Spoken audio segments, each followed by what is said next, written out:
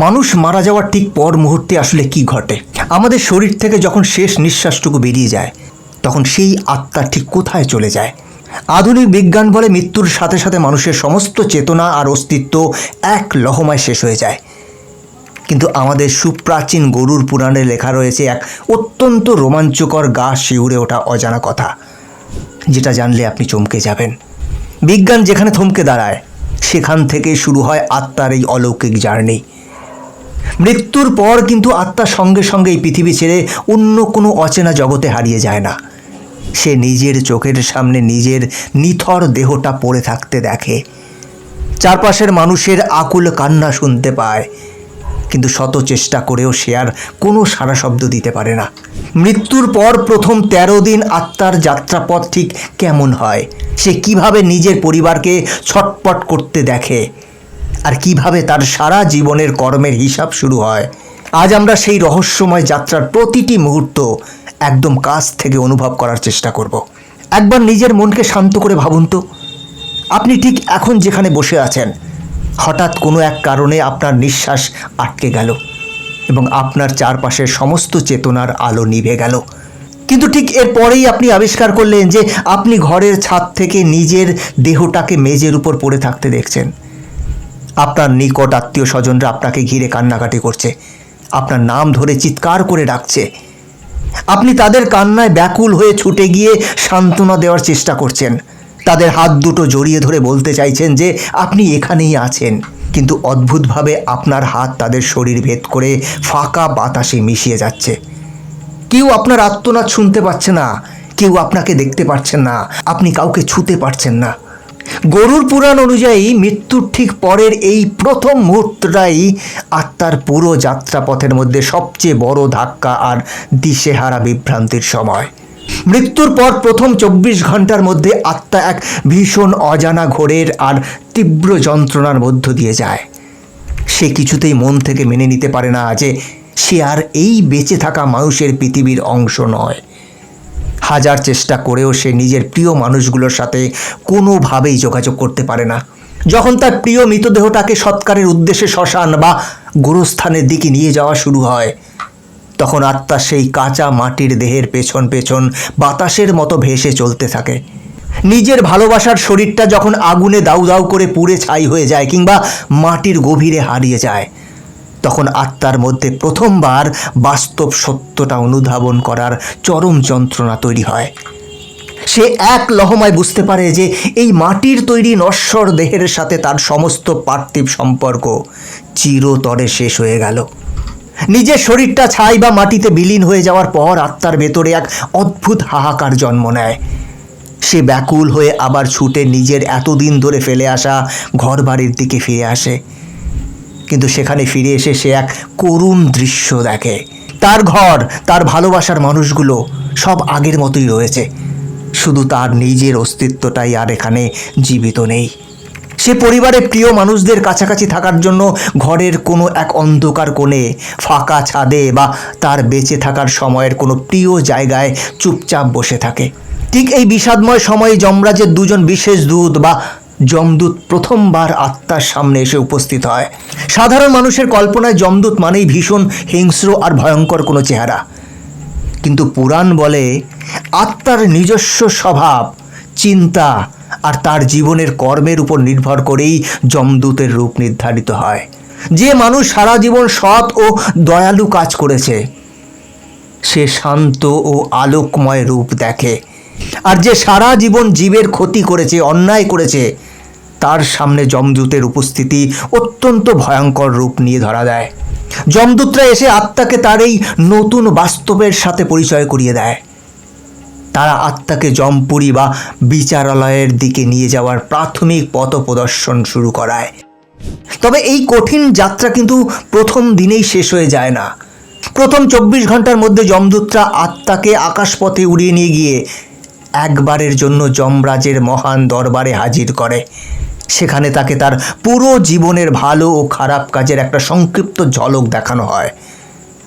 এরপর আবার তাকে তার পরিচিত বাড়ির সীমানায় ফেরত এনে ছেড়ে দেওয়া হয়, কারণ আগামী 13 দিন তাকে এই চেনা ভিটাতেই অবস্থান করতে হবে এবং তার স্বজনদের দেওয়া শ্রাদ্ধ এবং পিণ্ডদানের শক্তি সঞ্চয় করে তাকে পরবর্তী দীর্ঘ পরলোকের পথে যাত্রা শুরু করতে হবে।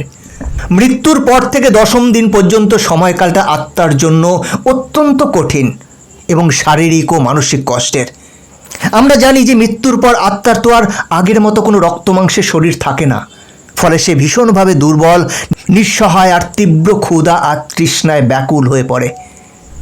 এই সময় মৃত ব্যক্তির পরিবার থেকে প্রতিদিন সকালে যে দশগ্রাত্য বা একটি পিণ্ড দান করা হয়, সেটাই সূক্ষ্ম জগতে আত্মার একমাত্র খাদ্য, জল ও আত্মিক শক্তি হিসেবে কাজ করে। প্রথম দিন থেকে শুরু করে 10ম দিন পর্যন্ত পরিবারের দেওয়া প্রতিটি পিণ্ড আত্মার নতুন একটি সূক্ষ্ম অঙ্গ তৈরি করতে সাহায্য করে। যেমন প্রথম দিনের পিণ্ডে আত্মার মস্তক, দ্বিতীয় দিনের পিণ্ডে ঘাড় ও কাঁধের অংশ। এভাবে ক্রমাগত 10ম দিন আস্তে আস্তে আত্মা এক নতুন সূক্ষ্ম বায়বীয় শরীর লাভ করে। এই বায়বীয় রূপই তাকে আগামী দিনের পরলোকের দীর্ঘ এবং দুর্গম পথ অতিক্রম করার মতো শক্তি যোগায়। যদি কোনো কারণে পরিবারের স্বজনরা এই সময় পিণ্ডদান না করে বা ধর্মীয় শ্রাদ্ধ অনুষ্ঠান ঠিকমতো পালন না করে, তবে সেই অসহায় আত্মা চরম কষ্টের মুখে পড়ে। সে জল ও খাবারের তীব্র তৃষ্ণায় হাহাকার করতে করতে নিজের বাড়ির আশপাশে বিষণ্ণ মনে ঘুরে বেড়ায় এবং এক অশান্ত অতৃপ্ত প্রেতজনিতে আটকে পড়ে। এই কারণেই সুপ্রাচীন কাল থেকেই আমাদের সমাজে মৃত্যুর পর 13 দিনের প্রতিটি নিয়মকানুন এবং আচার অনুষ্ঠান অত্যন্ত শ্রদ্ধা ও নিখুঁতভাবে পালন করার নিয়ম রয়েছে, যাতে প্রিয় মানুষের আত্মা কোনো কষ্ট না পেয়ে স্বাচ্ছন্দ্যে তার পরবর্তী পথের জন্য নিজেকে তৈরি করতে পারে।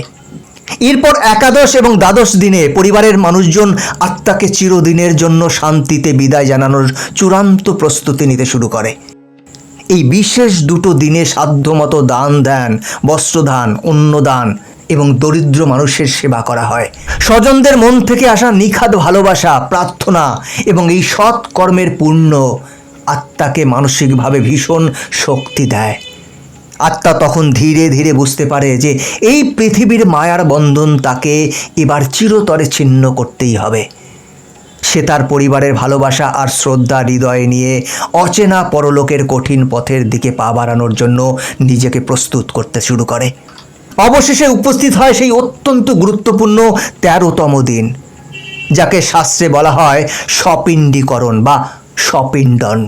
এই পবিত্র দিনেই আত্মা তার পার্থিব পৃথিবীর চেনা মানুষদের সাথে সমস্ত সম্পর্ক চিরতরে শেষ করে যমপুরীর উদ্দেশ্যে তার আসল মহাযাত্রা শুরু করে।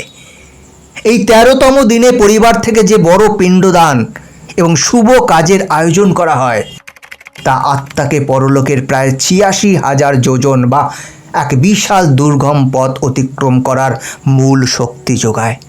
এরপর যমদূতরা সেই আত্মাকে পরম যত্নে বা তার কর্মের ফল অনুযায়ী সাথে নিয়ে এক অদেখা অজানা পরলোকের জগতের দিকে এগোতে শুরু করে। যমপুরীর দিকে যাওয়ার এই দীর্ঘ পথ কিন্তু মোটেও মসৃণ বা সহজ নয়।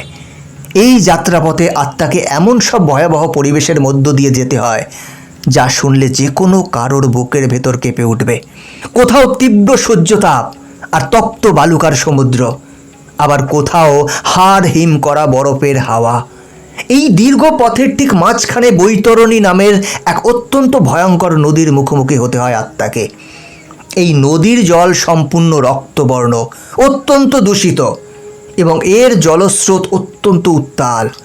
গরুড় পুরাণে বলা হয়েছে, যে মানুষ বেঁচে থাকতে জীবনে কখনো দান ধ্যান করেনি, কারোর উপকার করেনি বা অধর্মের পথে চলেছে, তার জন্য এই নদী পার হওয়া অত্যন্ত যন্ত্রণাদায়ক এবং ভয়াবহ হয়ে ওঠে।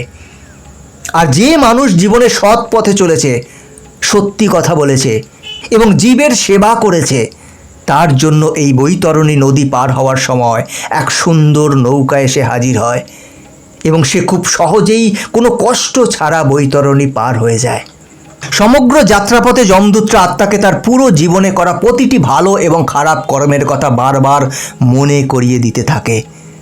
সে কোথায় কাকে ঠকিয়েছে, কোথায় গোপনে কার ক্ষতি করিয়েছে, আর কোথায় নিঃস্বার্থভাবে কার মন জয় করেছিল, সব স্মৃতি একদম ছবির মতো তার চোখের সামনে ভেসে উঠতে থাকে। এই সময় আত্মার মনের ভেতর অনুশোচনার কোনো সীমা থাকে না। সে নিজের ভুলগুলো বুঝতে পেরে ডুকরে কেঁদে ওঠে এবং ভাবে যে কেন সে বেঁচে থাকতে আরও বেশি ভালো কাজ করলো না, কেন সে অন্যায়ের পথ বেছে নিয়েছিল। কিন্তু ততক্ষণে অনেক দেরি হয়ে গেছে, কারণ ফেলে আসা জীবনের সময় আর কখনো পেছনে ঘোরানো সম্ভব নয়। প্রায় এক দীর্ঘ বছরের এই কঠিন এবং দুর্গম যাত্রার পর আত্মা অবশেষে গিয়ে পৌঁছয় ধর্মরাজ যমরাজের বিচারালয়ে। সেখানে চিত্রগুপ্তের সূক্ষ্ম খাতায় লেখা প্রতিটি ভালো মন্দের হিসাবের উপর ভিত্তি করে চূড়ান্ত বিচার প্রক্রিয়া শুরু হয়। সেখানে কোনো মিথ্যা কথার সুযোগ থাকে না, কোনো বাহ্যিক ছলাকলা বা ক্ষমতা কাজ করে না। মানুষের নিজের করে যাওয়া কর্মই সেখানে তার পক্ষে বা বিপক্ষে একমাত্র চরম সাক্ষ্য হয়ে দাঁড়ায়। যে মানুষ নিজের সারা জীবনে ভালো কাজ করেছে, অন্যের দুঃখ দূর করতে হাত বাড়িয়ে দিয়েছে, সে পরম শান্তির স্বর্গের আনন্দময় জগতে স্থান পায়। আর যে মানুষ অন্যায়, অত্যাচার আর অন্ধ স্বার্থপরতা বেছে নেয়, তাকে তার নিজের করা ভুলের জন্য কঠোর যন্ত্রণাদায়ক ফল ভোগ করতে হয়। গরুড় পুরাণে বর্ণিত এই 13 দিনের আধ্যাত্মিক যাত্রার কাহিনী আসলে কেবল মৃত্যুর পরের কোনো ভয় দেখানোর গল্প নয়। এটি আসলে আমাদের আজ বেঁচে থাকা প্রতিটি মানুষকে এক অত্যন্ত গভীর জীবন দর্শন শেখায়। আমরা প্রতিদিন যে জীবন কাটাচ্ছি, যে সিদ্ধান্তগুলো নিজের অজান্তে বা নিজের জ্ঞাতার্থে নিচ্ছি, আর আমাদের আশেপাশের জীবের সাথে, মানুষের সাথে যে ব্যবহার করছি, তার প্রতিটি মুহূর্তের প্রভাব কিন্তু কোথাও না কোথাও থেকে যাচ্ছে। আমাদের গাড়ি বাড়ি, টাকা পয়সা, নাম যশ কিংবা ক্ষমতা সব কিছুই এই মাটির পৃথিবীতেই পড়ে রয়ে যাবে, কিন্তু আমাদের সাথে শেষ দিন পর্যন্ত যাবে কেবল আমাদের ভালো কর্ম। তাই বেঁচে থাকতে ভালোবাসার হাত বাড়ানো, সততার পথে চলা এবং জীবের কল্যাণে কাজ করাই আমাদের মানুষের এই অমূল্য জীবনের সবচেয়ে বড় সার্থকতা। আজকের এই প্রাচীন আলোচনা যদি আপনার মনে সামান্য হলেও সত্যি এবং সৎ জীবনের আলো জ্বালায়, তবে ভিডিওটি সবার সাথে শেয়ার করুন এবং ভিডিওটি কেমন লাগলো কমেন্ট বক্সে লিখে জানান। আজকের মতো এখানেই বিদায় নিচ্ছি। দেখা হচ্ছে পরবর্তী কোনো রোমাঞ্চকর ভিডিওতে। ভালো থাকবেন, সাথে থাকবেন। ধন্যবাদ।